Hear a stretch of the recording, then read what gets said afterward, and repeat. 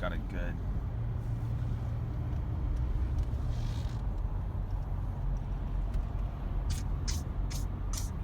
Eef.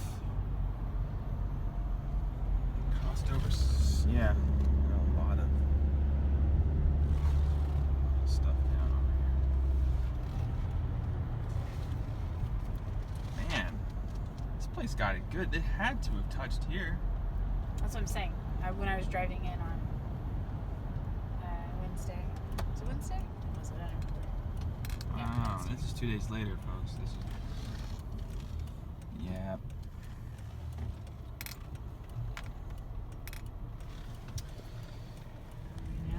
Wow. Eesh. That's a massive tree. Yeah, that's what I'm saying. They weren't little trees. At first And I this was wasn't. This EF1 tornado was 100 miles per hour. So you're seeing what 100 miles per hour can do. So when you hear tornado reports and it's like 150, 200, you kind of, you know, it's a big deal. I think 150 would be a 3, and then 200 would be a 5. Yeah, 5. Any damage down this way? Mm-hmm. Look at the fence. Mm-hmm. And keep in mind that there's probably been a little bit of cleanup already in the past 2 days. A lot of cleanup So this would have been a lot. This would have looked a lot worse.